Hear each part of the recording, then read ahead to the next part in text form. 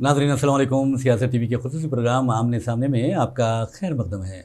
नाज़रीन, जैसा कि आप जानते हैं कि हम अपने इस प्रोग्राम के ज़रिए गैर मामूली शख्सियतों को मदऊ करते हैं, ऐसी गैर मामूली शख्सियतों को जिनका माशरे पर गैर मामूली असर होता है। मिसाल के तौर पर आप देखेंगे कि सियासतदान हो या खिलाड़ी हो या शायर हो या अदीब हो, हमारे इस प्रोग्राम का हिस्सा बनते हैं। दानिश्वर भी हमारे इस प्रोग्राम का हिस्सा बनाए जाते हैं। यहाँ तक कि जो समाजी जहदकार है, हुकूक़ इंसानी के जहदकार है और क़ानूनी माहिरीन हैं, उन्हें भी इस प्रोग्राम में मदऊ किया जाता है। लेकिन आज हमने जिस मेहमान को मदऊ किया है, आपको बता दूं कि ये वो मेहमान है, ये वो शख्सियत है जो गैर मामूली सलाहियतों की हामिल है। मेरी मुराद है जनाब केन वासिफ से, जो सऊदी अरब में तकरीबन 3 दहाकों तक मुक़ीम रहे और फ़न की, यानी फ़न मुसव्वरी की, फ़न फ़ोटोग्राफ़ी की और जो तारीख़ी आसार होते हैं उन्हें अपने कैमरे में क़ैद करने की और बहुत ही खूबसूरत अंदाज़ में क़ैद करने की सलाहियतों के हामिल है। और उन्होंने हिंदुस्तान की खूबसूरती को एक जगह मुंतकिल कर दिया अपने कैमरे के ज़रिए, और कॉफ़ी टेबल बुक उनकी मंज़र आम पर भी आ चुकी है। तो बहरहाल हम खैर मकदम करते हैं आपका बहुत बहुत हमारे स्टूडियो में केएन वासिफ साहब। और आप ये बताइए कि पहला जो हम सवाल करेंगे कि आपका जो मिलान है, आपका जो रुझान है, इस तरफ कैसे मुंतकिल हुआ जबकि आप एक फ़ोटो जर्नलिस्ट थे? जी, वालेकुम अस्सलाम। और सियासत अखबार से मेरा बहुत ही क़दीम ताल्लुक़ है और अब भी है कि मैं बहुत सारे मैं कालम लिख चुका हूँ, कई बरस 25 बरस कंटिन्यूस। और उसके बाद मैं जो है अभी भी ख़बरें मेरी छपते रहती हैं। बहरहाल तो इसका रुझान मेरे को इस तरह आया कि मैं तो 1979 में फ़ोटो जर्नलिज़म में डिप्लोमा किया था। उसके बाद 1980 में सियासत में as A staff photographer join हुआ, और उस दौर में मरहूम मग़फ़िरत करे आबिद अली ख़ान साहब ज़िंदा थे, उन्हीं की सिग्नेचर से मुझे मेरा अपॉइंटमेंट लेटर मिला था। अच्छा। जो आज तक मेरे पास महफूज है। जी। और उसके बाद मैं 1 साल शायद सियासत में काम किया। उसके बाद में अपनी तरक्की की खातिर दक्कन क्रॉनिकल में गया। दक्कन क्रॉनिकल में कोई 1.5 साल काम किया, और उसके बाद 86 से लेकर 92 तक इंडियन एक्सप्रेस में एज ए स्टाफ फ़ोटोग्राफ़र मैंने काम किया। जी। उसके बाद सऊदी अरब का एक बहुत ही मारूफ, गल्फ़ का मारूफ तरीन मैगज़ीन है अलबीना, जिसका नाम है अरबी में अलबीना, जो है कंस्ट्रक्शन मटेरियल को कहते हैं। उन्होंने मुझे यहाँ से सऊदी अरब हायर किया, जो रियाद में उनका हेड ऑफ़िस था, और मैं वो ऑफ़िस ज्वाइन हुआ। और उसके बाद वो मैगज़ीन से ज्वाइन हुआ, और एकदम मैं टोटली मेरे को शिफ्ट होना पड़ा एक न्यूज़ फ़ोटोग्राफ़र से आर्किटेक्चरल फ़ोटोग्राफ़र। उसके लिए मेरे को थोड़ी बहुत इब्तिदा में कुछ मशक्क़त करनी पड़ी, लेकिन मैं आहिस्ता आहिस्ता उसकी तरफ मेरा ज़हनी मैलान जो है ना, वो आर्किटेक्चरल फ़ोटोग्राफ़ी की तरफ आ गया। जी जी। उसके बाद ये बात है 1992 की, जब मैं वहाँ का, अब मैं उसके बाद तकरीबन 7 साल गुज़र चुके थे। हमारी आज़ादी की गोल्डन जुबली तक़रीब मनाई जा रही थी, और उस वक्त हामिद अंसारी साहब जो नए सदर जमहूरिया हुए, वो हमारे पास अम्बासडर थे, और उन्होंने तमाम सोशल वर्कर्स और अहम लोगों को मदऊ किया, और करके बोला कि हम 1 साल तक ये तक़रीब जो है ना मनाते रहेंगे, हर हफ़्ता वीकेंड के ऊपर। और वहाँ एक बड़ा ही खूबसूरत ऑडिटोरियम है जिसमें 250 आदमी बैठते हैं। ये ऑडिटोरियम आमतौर पे किसी को नहीं देते आवाम को, तो हम आपको फ्री में ये ऑडिटोरियम देंगे, डांस प्रोग्राम, म्यूज़िक प्रोग्राम, ख़वाली जो चाहे करिए। बाद में मेरी तरफ देख के बोले कि मियाँ तुम क्या करोगे? तो मियाँ बोलते थे मुझे आमतौर पे। तो मैं बोला ठीक है, आप एक फ़ोटो की एग्ज़िबिशन कीजिए। तो उस वक्त मेरे पास कोई मटेरियल नहीं थे। मैं जहन में सोच लिया कि अच्छा ठीक है सर बोला। और उसके बाद से मैं डिसाइड करा, क्योंकि मैं अब आर्किटेक्चरल फ़ोटोग्राफ़ी की तरफ मेरा बेंट ऑफ माइंड हो चुका था, तो मैं जो है हर बार जब छुट्टी पे आता था सालाना अपनी, तो 1 हफ़्ता या 10 दिन अपने बीवी बच्चों को साथ लेके किसी एक शहर जाता और किसी एक अहम मॉन्यूमेंट पे काम करके वापस आता। इस तरह कई साल लगे, और इस बात से आज के जो फॉरेन सेक्रेटरी है डॉक्टर औसाफ सईद, उस वक्त रियाद में भी थे वो, और बाद में जो है 2005 में as a counsellor general of India बन के जद्दा आए। उनके इल्म में थी बात ये मेरी कि मैं ये फ़ोटोग्राफ़ी करता हूँ। तो उन्होंने मुझे फ़ोन करके कहा कि मैं यहाँ 1 महीने का इंडिया फेस्टिवल कर रहा हूँ, आप वो इंडिया फेस्टिवल में जो है आइए, आपको एक हफ़्ते का स्लॉट दूंगा, अपनी सारी एग्जीबिशंस लगाइए। वो मेरा पहला ब्रेक था एग्जीबिशन लगाने में डॉक्टर औसाफ सईद के तवस्सुत से।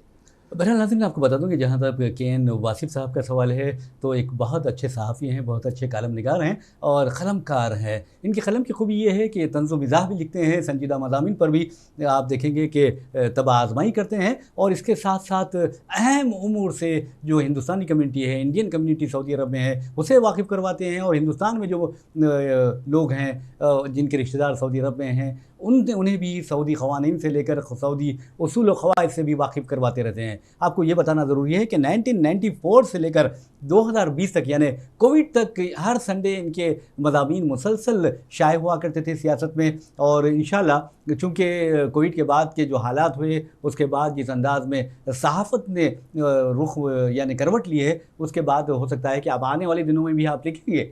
और आपको ये भी बता दूं कि मुज्तबा हुसैन साहब जनाब के एन वासिफ़ को बहुत ज़्यादा चाहते थे और उनकी हौसला अफजाई भी बहुत करते थे। लेकिन आपने एक बात कही है कि जब आपने डिप्लोमा किया था फ़ोटो जर्नलिज़म में, तो उस वक्त और आज के वक्त में क्या फ़र्क महसूस होता है आपको? देखिए, प्रेस फोटोग्राफर्स तो आजकल जो है मैं देखता हूँ, रिपोर्टर्स हो या फोटोग्राफर मक्खियों की तरह हो गए। उस ज़माने में जब हम थे 8 या 10 फोटोग्राफर होते थे, और हर मिनिस्टर, हर पुलिस वाला, हर ऑफिसर हमारे को नाम से जानता था, चेहरे से जानता था।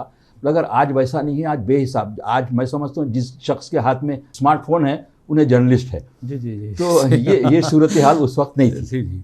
अच्छा, एक बात बताइए कि के एन वासिफ़ बहुत मशहूर नाम है, सऊदी अरब में हो या हैदराबाद में हो, लेकिन अक्सर लोग आपका जो असल नाम है वो नहीं जानते। खुद मुझे आज पता चला है कि आपका नाम ख्वाजा नजीबुद्दीन वासिफ़ है।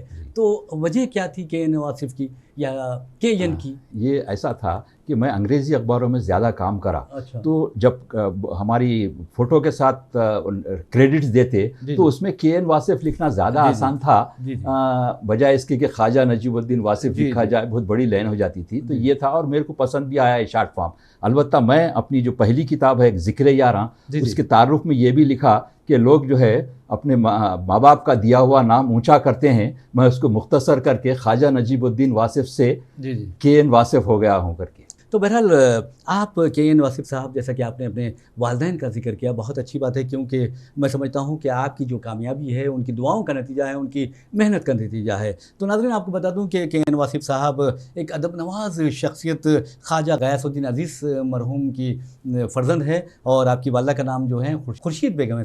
तो आप अंदाज़ा कर सकते हैं कि माँ बाप की तरबियत बहुत अहम होती है। तो आप ये बताइए कि आपकी तरबियत में वालिद साहब का ज़्यादा किरदार रहा या वालिदा का रहा? देखिए, मेरे वालिद साहब ख़ुद अदीब या शायर नहीं थे, मगर उनका हर दोस्त अदीब व शायर था। यानी सुलेमान अरीब से, मखदूम मोहिउद्दीन से, ऐसे तमाम बड़े लोग जो है उनसे मिलते थे, बल्कि हमारे घर भी आते थे। और उसी ज़माने से शायद ये मेरे अंदर जो है ना अदबी ज़ौक़ पैदा हुआ।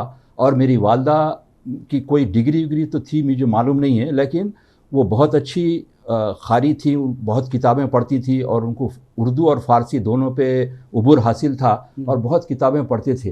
तो इस वजह से जो है ना मेरे अंदर वो कुछ आया होगा कि मैं अपने वालिदैन का असर। अच्छा, एक बात बताइए कि क्योंकि आपने अपने कैमरे के ज़रिए एक बहुत बड़ा कौम को तोहफ़ा दिया है, यानी इंडियाज़ आर्किटेक्चरल हेरिटेज नामी जो कॉफ़ी टेबल बुक है उसकी शक्ल में, तो उसमें कितने तस्वीरें आप बता सकते हैं हमारे नाज़रीन को? ये किताब 140 सफ़े पर मुश्तमिल है। जी। और इसके अंदर 35 इंडिया के बड़े मशहूर मॉन्यूमेंट्स की तस्वीरें हैं, और एक मॉन्यूमेंट के तकरीबन कभी 5, कभी 8, कभी 10 ऐसी तस्वीरें हैं, और वो भी एक आर्किटेक्चरल एंगल में ली हुई तस्वीरें हैं। ये आम तस्वीरें नहीं है। कोई भी देख के समझता है कि इसके अंदर जो आर्किटेक्चरल डिटेल्स रहते हैं उसका ज़ाहिर किया गया है, बजाय इसके कि सारे मॉन्यूमेंट। मिसाल के तौर पर ताजमहल है, ताजमहल की इतने डिटेल्स आपको इसमें मिलेंगे कि शायद अगर आप एक मरतबा उसको विज़िट किए हैं तो शायद आपने उस पर गौर नहीं किया है। या फिर हैदराबादी लोगों के लिए मैं कहूँगा कि इसमें चार मीनार की जो डिटेलिंग है वो आप लाखों वक्त उसके पास से गुजरे होंगे, लेकिन उतनी डिटेल्स पे उस पर गौर नहीं किए होंगे। ये किताब आप ये हैदराबाद में अवेलेबल है, आप ले भी सकते।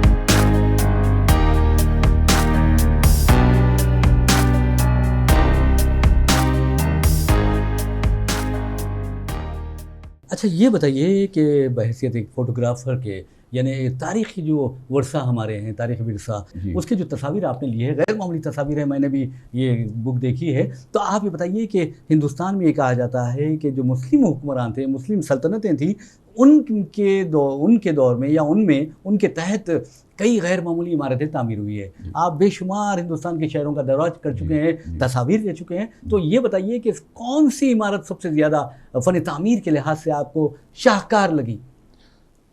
فن تعمیر کے حساب سے تو تاج محل وہ یعنی مانی ہوئی چیز ہے، لیکن تاج محل سے کوئی 2-2.5 کلومیٹر دور پہ ایک اعتماد الدولہ کا مقبرہ ہے، اور وہ بہت ہی چھوٹا ہے، لیکن اس کے اندر جو کاریگری، ورکمین شپ اور خوبصورتی ہے وہ شاید ہی آپ کو تاج محل میں بھی نہیں ملے گی۔ تو مگر میرا فیوریٹ جو مانیومنٹ ہے وہ قطب مینار ہے۔ میں قطب مینار پہ بار بار گیا ہوں، اور اس کتاب کے اندر قطب مینار کی جو ڈیٹیلنگ ہے وہ آپ دیکھ کے حیرت زدہ رہ جائیں گے۔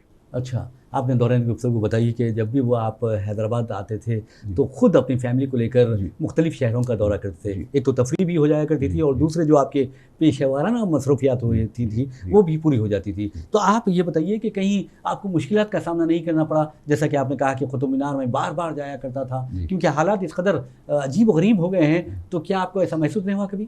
نہیں، دیکھیے جس دور میں یہ میں کیا ہوں اس دور میں جو ہے ایسے حالات نہیں بنے تھے ابھی۔ اچھا۔ اور اس دور میں اپنے بیوی بچوں کو ساتھ لے جاتا تھا، مگر وہ بیچارے مانیومنٹ سرسری دیکھ کے کسی جھاڑ کے نیچے بیٹھ جاتے تھے، اور میں گھنٹوں سرف کرتا تھا اس کے اطراف، اور میں جو ہے نا، وہ بچے تو بہت چھوٹے تھے، بیوی بہرحال بور ہوتے تھے ہوں گے، مگر کیا کیا جائے کہ ہمارے پروفیشن کا تقاضا تھا، میری جو خواہش تھی پوری کرنے کی وہ اس کا تقاضا تھا، جو میں ان لوگوں کو ایسے کنڈیشن میں کسی جھاڑ کے نیچے بٹھا کے اپنا کام کرتا تھا۔ اچھا یہ بتائیے کہ آپ نے ہندوستان کے تمام شہروں کا دورہ کیا، لیکن جہاں تک مانومنٹس کا سوال ہے، سب سے زیادہ مانومنٹس کس شہر میں آپ کو نظر آئے؟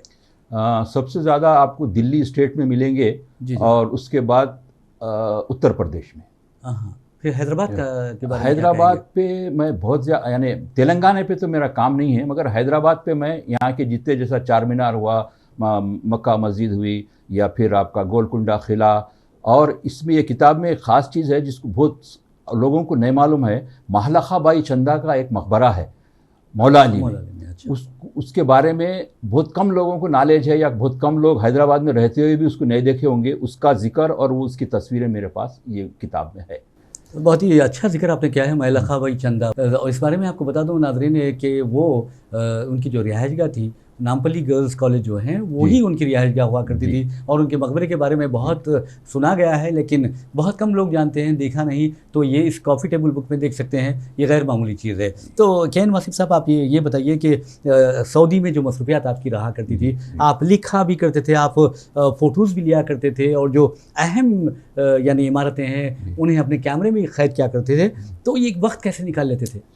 دیکھیے میں بہت زیادہ سوشلائزنگ نہیں کرتا، جیسے وہاں عام طور پہ یہاں جیسا چبوترے پہ بیٹھنا یا معذرت خواہش ہوں کہ وہ ایک کلچر ہے اپنا، وہ کلچر کو اپنے حیدرآبادی کم از کم وہاں ساتھ لائے ہیں اور وہاں بیٹھتے بھی ہیں۔ میں اکثر ایک علاقہ ہے جس کا نام ہے ہارا، جہاں تقریباً ہندین، پاکستانی یا بنگلہ دیشی رہتے ہیں، اور حیدرآبادیوں کی اکثریت ہے وہاں۔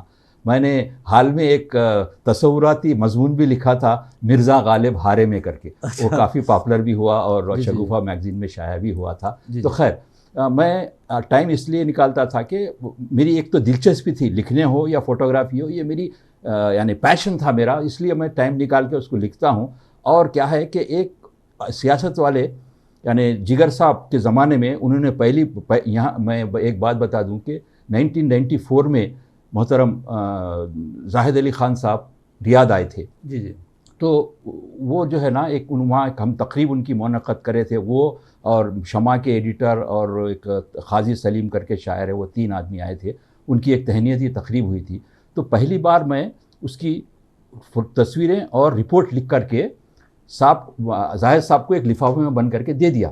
وہ یہاں لا کے دینے کے بعد میں جگر صاحب میرے کو ایک فیکس میسیج بھیجے کہ آپ کی رپورٹ بہت اچھی ہے، آپ ایسا کیجئے کہ وہاں کے پروگرامز پہ یا حالات پہ ہر ہفتہ ایک رپورٹ لکھ کے بھیجا کیجیے. تو وہ سلسلہ 94 سے جو شروع ہوا تو یہ کووڈ میں جب ہمارے صفحات کم ہوئے میگزین کے, جب وہ سلسلہ منقطع ہوا, لیکن میرا لکھنے کا سلسلہ منقطع نہیں ہوا. میں آج بھی آپ دیکھ سکتے ہیں احوال عالم صفحے پہ ہر روز یا ایک دن اور تو میری خبر لگی ہوئی رہتی ہے جو سعودی عرب سے متعلق. بالکل سچ کہا ہے. بہرحال سعودی عرب میں آپ نے تقریباً 33 سال گزارے ہیں, تو آپ کو یہ بتائیے کہ حیدرآباد میں کیا فرق محسوس کیا ہے آپ نے؟ اگر میں سیاست کے دفتر کے سوا اور کوئی جگہ میرے کو لوگ بتاتے ہیں تو میں یا تو اپنے فرزند کو ساتھ لے جاتا ہوں یا اس کا وہ اپنے گوگل میپ لے کے جاتا ہوں. حیدرآباد اتنا چینج ہو گیا کہ میں بیان نہیں کر سکتا. پھیل گیا ہے, بہت پھیل گیا ہے. جہاں جنگل تھے وہ آباد ہو گئے ہیں, بلکہ ایسے جگہ فلائی اوورز بن گئے کہ جو میرے جب یہاں رہتے ہوئے جو لبے سڑک تھی, جو شاپ دکانیں وغیرہ, وہ اب زیر سڑک آ گئی ہیں. جی. اچھا, ایک بات بہت اہم سوال ہے, کیونکہ حیدرآباد میں جب بھی ذکر کیا جاتا ہے حیدرآباد کا ساری دنیا میں, تو چار مینار کا ذکر ضرور کیا جاتا ہے. تو آپ نے چار مینار کی بھی غیر معمولی فوٹوز لیے ہیں, تصاویر لیے ہیں, اور آپ کی یہ کافی ٹیبل بک کی بھی وہ زینت بنی ہے. تو آپ یہ بتائیے کہ چار مینار میں ایسی کیا خوبی ہے جس کی وجہ سے اسے حیدرآباد کی شان, اس کے حیدرآباد کی آن وقار کہا جاتا ہے؟ فن تعمیر کے اعتبار سے وہ بہت ہی اچھی عمارت ہے اور بہت خوبصورتی سے بنائی گئی ہے. اور دوسری چیز, اتنی مضبوط عمارت جو 450 سال سے کھڑی ہوئی ہے, اس کو دھکا نہیں لگا. اور ایک تو کیا ہے کہ جیسا گولکنڈہ قلعہ ہوا شہر سے باہر ہے, لیکن چار مینار ایک ایسی جگہ ہے, مکہ مسجد اور چار مینار, جس کو ہر آنے والا یعنی جو بھی سیاح رہتا ہے, جو بھی حیدرآباد دیکھنے آتا ہے, وہ ضرور اس کو دیکھتا ہے. اس لیے اس کی پاپولرٹی ہے آج. یعنی اگر میں سعودی عرب یا کہیں اور شہر میں جا کے بولوں کہ میں حیدرآباد سے ہوں تو وہ فوراً کہیں گے کہ اچھا چار مینار کے شہر سے. جی اچھی بات کہی ہے. اور آپ نے مسجد کا ذکر کیا ہے, مکہ مسجد کا, تو آپ نے بہت سے شہر گھومے ہیں, خاص طور پر بھوپال بھی آپ گئے ہوں گے. تو آپ کو ہندوستان کی مساجد میں کون سی مسجد بہت فن تعمیر کے لحاظ سے اچھی لگی؟ فن تعمیر کے حساب سے مکہ مسجد پہلی چیز, وہ ہندوستان کی سب سے بڑی مسجد ہے. شاید اس کو ہم لوگ مانتے نہیں ہیں, ہم دلی کی جامع مسجد کو سمجھتے, لیکن گنجائش کے حساب سے مکہ مسجد سب سے بڑی مسجد ہے. اور ٹوٹل جو ہے نا وہ گرینیٹ پتھر سے جو بنی ہوئی ہے, ایسی مسجد ہندوستان میں اور کہیں نہیں ہے. تو یہ بھی اس کی ایک خصوصیت ہے سمجھیے. اور ایک لمبے عرصے میں بنی, لیکن اس کے جو مینار ہیں وہ مینار اس کی جو ٹوٹل سائز یا ہائٹ ہے اس کے حساب سے نہیں ہے. اس کی وجہ یہ ہے کہ جب اورنگزیب یہاں قابض ہو گئی تھی, ان کی حکومت آ گئی تھی, تو وہ مسجد زیر تعمیر تھی. جب 17 سال گزر چکے تھے اس کو بنتے ہوئے, تو انہوں نے کہا کہ اس کو فوراً جب بھی کم بنا کے ختم کرو, اس کو فائنل کرو اور اس میں نماز شروع کرو. تو اس کی میناریں جو ہے نا, میری اپنی دانش میں سمجھ رہا ہوں کہ وہ سائز سے بلند نہیں ہے جیسے عام مسجدوں میں رہتی, یا ہونی چاہیے.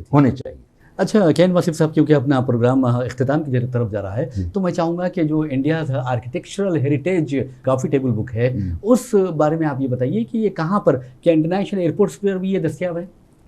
ابھی میں کوشش کروں گا کہ اس کو انٹرنیشنل ایئرپورٹس پر دستیاب کراؤں. اس کا مشورہ آپ نے بھی دیا, میری بک کی ریلیز کے فنکشن میں بھی ایک صاحب نے, ہمارے مظفر حسین انصاری صاحب نے بھی دیا, تو میں کوشش کروں گا اس کو. دوسری چیز کیا ہے, یہ کتاب میں جو تصاویر ہیں اس کے اوپر صرف مانیومنٹ کا نام لکھا ہوا ہے اور وہ کہاں ہے, کہاں واقع ہے, وہ لکھا ہوا ہے, لیکن اس کے بارے میں کوئی چھوٹی سے ڈسکرپشن لکھا ہوا نہیں ہے کہ یہ کس نے بنایا, کس سن میں بنا, کیا ہے. تو اس کی 1 یا 2 مہینے کے اندر میں سیکنڈ ایڈیشن نکال رہا ہوں, جس کے اینڈ میں تمام مانیومنٹس کا ایک ڈسکرپشن رہے گا, چھوٹا چھوٹا, یہ کب بنا, کون بنایا, کتنے میں بنا, کیا ہے. تو جب یہ سیکنڈ ایڈیشن وہ مکمل ہو جائے گا تو یہ بک کو میں امیزون پہ بھی رکھوں گا اور ایئرپورٹس وغیرہ میں بھی رکھوں گا. تو فی الحال یہ کتاب یہاں حیدرآباد میں ہے اویلیبل ایک جگہ. جی میں سمجھتا ہوں کہ آپ دفتر سیاست سے بھی یہ حاصل کر سکتے ہیں, اگر آپ رکھ سکتے ہیں تو میں سمجھتا ہوں کہ نیوز ایڈیٹر سیاست عامر علی خان صاحب ہیں, زاہد علی خان صاحب ہیں, وہ حوصلہ افزائی بہت کرتے ہیں. عامر علی خان صاحب سے ڈسکس کر کے انشاءاللہ یہاں بھی کچھ کاپیاں رکھ کے جاؤں گا. لیکن میرا مین ایم ہے کہ میری سیکنڈ ایڈیشن آنے کے بعد اس کو زیادہ میں پاپولر یا مقبول کروں. جی میرے ناظرین, آپ کو بتا دوں کہ کین واصف صاحب جو ہیں وہ محتاج تعارف نہیں ہیں, اور آپ کو پہلے بھی بتا چکا ہوں کہ سیاست کے لیے لکھا کرتے ہیں, اور فوٹو جرنلسٹ کے حیثیت سے ان کی خدمات نمایاں رہی ہیں, اور سعودی عرب میں بھی انہوں نے اپنی ایک علیحدہ اور منفرد شناخت بنائی ہے، اور جس طرح کہ انہوں نے کہا کہ حامد انصاری صاحب جو سابق نائب صدر جمہوریہ رہ چکے ہیں تو ان کی حوصلہ افزائی بھی آپ کو حاصل رہی ہے، تو اب اوصاف سعید تو کیا انہوں نے امریکہ میں آپ کو مدعو نہیں کیا؟ اوصاف سعید صاحب آج کل سیکریٹری ہیں سر دلی میں، امریکہ میں وہ سی جی تھے، آ گئے وہاں سے پھر امباسڈر بن کے 3 سال سعودی عرب میں رہے، اور انہی کے پیریڈ میں یہ کتاب، پہلی کتاب وہاں کے یہ ایک واقع پہلی کتاب ہے جو سعودی عرب کے ایمبیسی کے آڈیٹوریم میں سرکاری سطح پہ اس کا افتتاح، اس کی رسم اجرا ہوئی، پہلی کتاب ہے یہ۔ وہاں پر 33 لاکھ انڈینس رہتے، بہت سارے لوگ کتاب لکھتے بھی ہیں، شاعر، ادیب وغیرہ، لیکن کسی کی کتاب وہاں تک نہیں پہنچی۔ اور میں اپنے تعلق سے یہ کہوں گا کہ کوئی ایسا NRI شاید ہی ہوں گا گلف میں یا دنیا میں جو NRIs کے پرابلمز کو مسلسل طور پر 25 سال تک ایڈریس کیا ہے ایک اخبار کے ذریعے، وہ سیاست اخبار ہے۔ تو ایسا کوئی NRI شاید میری نظر میں نہیں ہے ایسا کام جس نے کیا ہے۔ جی جی جی۔ یہ اور بات ہے کہ اس کا ریکگنیشن کسی حکومت یا یونین منسٹری یا ریاستی حکومت نے کبھی کیا نہیں، مگر میں بتاتا ہوں کہ میں جو کام کیا ہوں صحافت یا یہ فوٹوگرافی کے ذریعے، اس کا ڈیو ریکگنیشن میرے کو سرکاری سطح پہ نہیں ملا۔ برحال ناظرین، ہم امید کرتے ہیں کہ جناب KN واصف حیدرآباد کے جو مانیومنٹس ہیں، تاریخی عمارتیں ہیں، ان کا بھی احاطہ کریں گے۔ خاص طور پر چار مینار تو انہوں نے کر لیا ہے، اور دوسرے بھی ایسی کئی عمارتیں ہیں جن کا احاطہ کیا جائے تو بہت اچھا ہوگا۔ ویسے بھی ناظرین، آپ کو معلوم ہے کہ ہم اپنے پروگرام آمنے سامنے کے اختتام پر اپنے جو مہمان ہوتے ہیں، معزز مہمان ہوتے ہیں، ان کا ایک میسیج لیتے ہیں۔ تو آج ہم چاہیں گے کہ جناب KN واصف بھی ہمارے جو ناظرین ہیں، ویورز ہیں، ان کو ایک میسیج دیں۔ میرا تمام خصوصاً NRIs اور تمام نوجوانوں سے، ہماری ملک کے اور ملت کے، یہ پیام ہے کہ ہر شخص میں کوئی نہ کوئی ٹیلنٹ رہتا، کچھ نہ کچھ ٹیلنٹ رہتا، تو اپنے ٹیلنٹ کو پہلے پہچانیے اور اس کے بعد اس میں ایکسل ہونے کی کوشش کیجیے، اس میں مہارت حاصل کرنے کی کوشش کیجیے، تو کامیابی آپ کو ملے گی۔ لیکن اس کے ساتھ آپ کو چاہیے تھوڑا ڈیڈیکیشن اور تھوڑا قربانی دینا پڑتا ہے اپنے عام دوسرے چیزوں میں ادھر ادھر وقت خراب کرنے کے بجائے۔ اس کے اوپر اگر اپنا وقت لگائے تو انشاءاللہ آپ کو کامیابی ضرور ملتی۔ آپ کسی بھی فیلڈ میں ایکسل کر سکتے ہیں، جو بھی آپ کی پسند یا جو بھی آپ کے طبیعت کا میلان ہے، اس کے حساب سے آپ کے پاس جو ٹیلنٹ ہے اس کو ڈیولپ کرنے کی کوشش کیجیے۔ شکریہ۔ بہت ہی مختصر جامع میسیج جناب KN واصف صاحب نے دیا، اور امید کرتے ہیں کہ آپ کو یہ میسیج بھی پسند آیا ہوگا، اور انہوں نے جو کام کیا ہے وہ بھی پسند آیا ہوگا۔ انشاءاللہ آپ یہ کتاب جو ہے، یہ جو بک ہے، کافی ٹیبل بک، وہ بھی حاصل کر سکتے ہیں، اور جیسا کہ انہوں نے بتایا کہ کہاں سے حاصل کی جا سکتی ہے۔ بہرحال ہم اپنے اسکرین پر ان کا فون نمبر بھی دے دیں گے اور ایڈریس جو ہیں وہ بھی دے دیں گے۔ تو بہرحال ناظرین، اسی کے ساتھ ہم اپنا پروگرام آمنے سامنے اختتام کو پہنچاتے ہیں۔ اپنے میزبان محمد ریاض احمد کو اجازت دیجیے، انشاءاللہ پھر ملاقات ہوگی، پھر بات ہوگی۔ تب تک کے لیے اللہ حافظ۔ آپ کا بھی بہت بہت شکریہ۔ بہت بہت شکریہ۔ السلام علیکم۔